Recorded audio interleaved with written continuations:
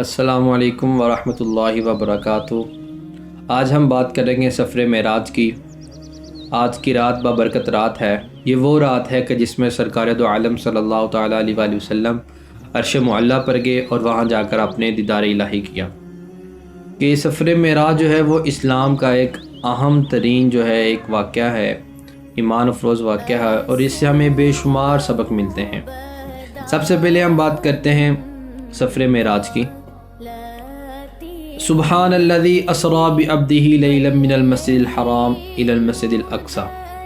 کہ پاک ہے وہ ذات جو اپنے بندے کو راتوں رات مسجد حرام سے مسجد اقصی تک لے گئی، جس کے گرد ہم نے برکت رکھی تاکہ ہم اسے اپنی نشانیاں بنا سکیں۔ اب اس آیت سے دو چیزیں واضح ہوتی ہیں۔ نمبر ایک کہ جو سفر ہوا وہ اللہ تعالیٰ کے حکم سے ہوا، اور جو کوئی بھی سفر ہوتا ہے وہ جسم اور روح کا تعلق رکھتی ہے۔ کہ اگر ہم نے یہاں سے میں چاہوں کہ میں یہاں سے فیصل آباد، اسلام آباد، ملتان جاؤں،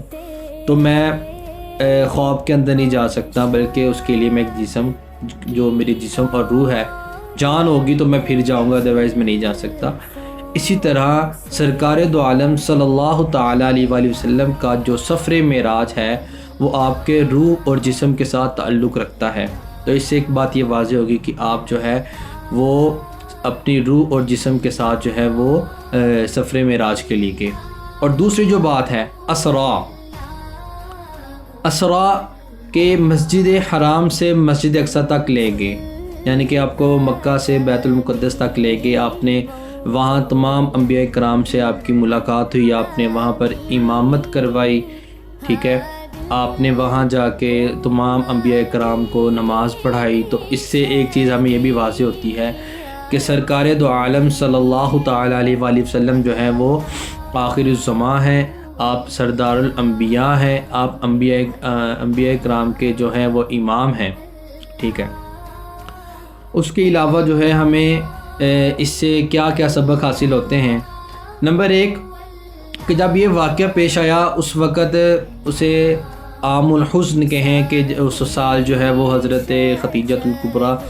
رضی اللہ تعالیٰ عنہ آپ کا وصال ہوا، اور اس کے بعد حضرت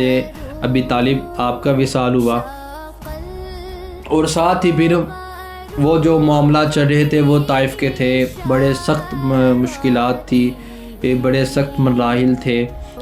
جس کے بعد آپ کو یہ جو سفر ہے اللہ پاک نے وہ کروایا۔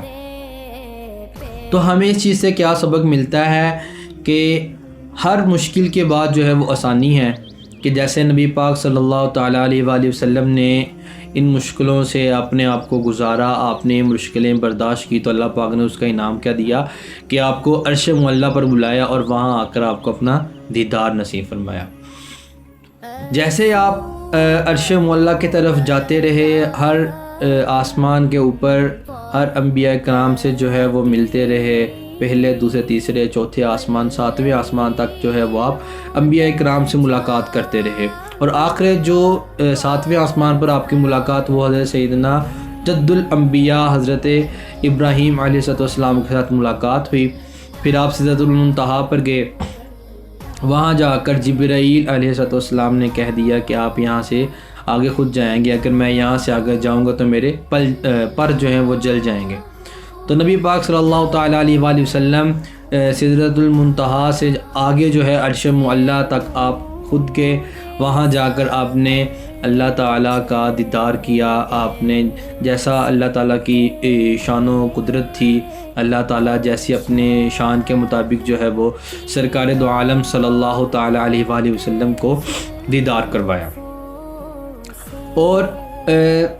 اس کے بعد نبی پاک صلی اللہ تعالیٰ علیہ وآلہ وسلم کو وہاں پر جنت کی سیر کروائی گئی، آپ کو دوزخ کے بارے میں آپ کو بتایا گیا، وہاں پہ آپ کو ادھر بھی جہنم بھی دکھائی گئی، کہ جس کے اندر لوگ جو ہے جو غیبت کر رہے ہیں، جو چغلی کرتے تھے، وہ لٹکے ہوئے ہیں، کوئی کسی نہ کسی طرح جو ہے وہ ہر ایک چیز کے اندر وہ مبتلا ہے، جو وہ کرتے رہے وہ سرکار دو عالم صلی اللہ تعالیٰ علیہ وآلہ وسلم کو بتلایا گیا۔ اس کے بعد جو سب سے ہمیں اس چیز کے اوپر جا کے یا ہمیں اس سفر سے جو چیز ہمیں ملتی ہے وہ سب سے جو زیادہ ضروری اور امپورٹنٹ بات جو ہے ہمارے لیے وہ ہے نماز، کہ نماز واحد وہ چیز ہے کہ جو فرض جو ہے وہ آسمانوں پر ہوئی، عرش معلیٰ پر ہوئی، اللہ تعالیٰ نے نبی پاک صلی اللہ تعالیٰ علیہ وآلہ وسلم کو نماز کا تحفہ جو ہے وہ عطا کیا۔ اسی لیے تو نماز کو بھی کہا جاتا ہے الصلاۃ معراج المؤمنین، کہ جو نماز جو ہے وہ مومنوں کی معراج ہے۔ اس وقت آپ کو 50 نمازیں عطا کی گئیں، پھر جب آپ واپس آئے حضرت موسیٰ علیہ السلام سے ہم کلام ہوئے تو آپ کے مشورے کے ساتھ آپ دوبارہ گئے، پھر آئے، پھر آئے گئے، یہاں تک کہ آپ نے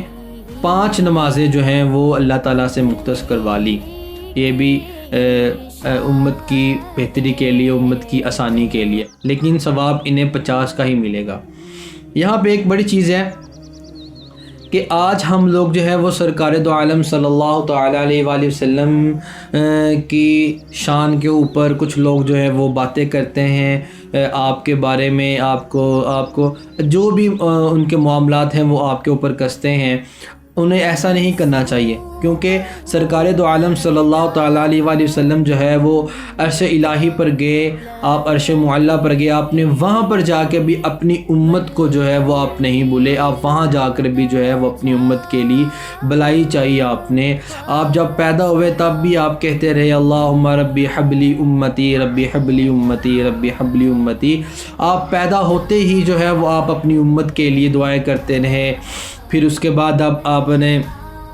اعلان نبوت کیا، اس وقت بھی جو ہے اس کے بعد بھی آپ جو اپنی امت کے لیے ہی سب کچھ کرتے رہے، اپنی تکلیفیں، مصیبتیں، اپنی آزمائش جو بھی آئی آپ کے اوپر، آپ نے وہ صحیح اپنی امت کی بہتری کے لیے۔ اور آپ جب سفر معراج پر گئے اس وقت بھی جا کر آپ نے جو ہے وہ اپنی امت کو یاد رکھا، اپنی امت کے لیے جو ہے آسانیاں پیدا کی وہاں پر جا کر بھی۔ اور ہمارا بھی یہ فرض بنتا ہے کہ ہمیں بھی سرکار دو عالم صلی اللہ تعالیٰ علیہ وآلہ وسلم کی دی ہوئی تعلیمات پر عمل کرتے ہوئے سرکار دو عالم صلی اللہ تعالیٰ علیہ وآلہ وسلم اور اللہ کی رضا حاصل کرنی چاہیے۔ نبی پاک صلی اللہ تعالیٰ علیہ وآلہ وسلم کو ہر چیز کا علم ہے، ہر چیز جانتے ہیں آپ، کہ حدیث مبارکہ میں آتا ہے کہ آپ کی ہتھیلی کے اوپر جو دنیا ہے نا وہ ایک رائی کے دانے کے برابر ہوتی ہے، یعنی کہ نبی پاک صلی اللہ تعالیٰ علیہ وآلہ وسلم اپنے ہر امتی کو جانتے ہیں، پہچانتے ہیں، اور وہ یہ بھی جانتے ہیں کہ ان کا امتی جو ہے وہ کیا کام کر رہا ہے، کیا نہیں کر رہا۔ ہم کوئی گناہ کرتے ہیں، ہم کوئی نیکی کرتے ہیں، ہم درود پاک بھیجتے ہیں سرکار دو عالم صلی اللہ تعالیٰ علیہ وآلہ وسلم کی شان پر، آپ کے اوپر وٹ ایور جو بھی کرتے ہیں وہ سرکار دو عالم صلی اللہ تعالیٰ علیہ وآلہ وسلم جانتے ہیں۔ اور اس کے علاوہ سب سے جو امپورٹنٹ چیز ہمیں اس سفر معراج سے ہمیں حاصل ہوتی ہے وہ یہ کہ ہمیں نماز کی پابندی کرنی چاہیے۔ ہم جس حالت میں بھی ہو، چاہے وہ حضر کی حالت، ہمیں جس حالت میں بھی ہو، ہمیں اس حالت میں نماز کی پابندی کرنی چاہیے، چاہے ہم سفر میں ہیں، چاہے ہم بیماری میں ہیں، چاہے جو بھی ہے، ہمیں ہر حال میں جو ہے وہ ہمیں نماز کی پابندی کرنی چاہیے۔ سفر معراج جو ہے وہ ہمیں ان چیزوں کی جو تعلیم دیتا ہے، اور اس میں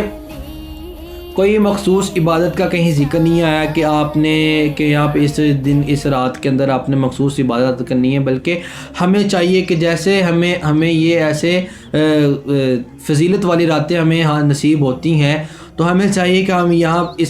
اس رات کے اندر، حالانکہ سب راتیں ہی بابرکت ہے، لیکن یہ جو راتیں ہیں یہ خاص رحمتوں برکتوں والی راتیں ہوتی ہیں، تو ہمیں چاہیے کہ اس کے اندر ہمیں نماز بھی پڑھنی چاہیے، نوافل ادا کرنے چاہیے، اللہ تعالیٰ کے آگے گریہ زاری کرنی چاہیے، ہم سے جو بھی صاحب کا گناہ ہو چکے ہمیں ان سے معافی مانگنی چاہیے، اور درود سلام کی کثرت کرنی چاہیے، تاکہ جو ہمارا درود ہے وہ سرکار دو عالم صلی اللہ تعالیٰ علیہ وآلہ وسلم کی بارگاہ میں پہنچ سکے۔ تو یہ چند باتیں تھیں سفر معراج کے ریلیٹڈ۔ سفر معراج کے جو ہمیں سبق حاصل ہوتا ہے وہ یہی ہے کہ ہر مشکل کے بعد آسانی آتی ہے، ٹھیک ہے۔ آپ ایک کام کریں، جو ایک مشن لے کے آپ چل رہے ہیں، اس کے بعد آپ کو اس کا انعام دیا جاتا ہے۔ کبھی بھی آپ کو اللہ تعالیٰ کی رحمت سے نا امید نہ ہونا چاہیے، نا امید نہ ہو. کیا پتہ کہ آپ جو کر رہے ہو اس سے بہتر جو ہے وہ اللہ تعالیٰ نے آپ کے لیے لکھا ہو، آپ کو وہ عطا کرنا ہو. تو آخر میں یہی کہوں گا کہ اللہ پاک جو ہے وہ ہم سب کو عمل کی توفیق عطا فرمائے اور ہم سب کو جو ہے وہ 5 وقت کا نمازی بنائے. وما توفیقی الا باللہ.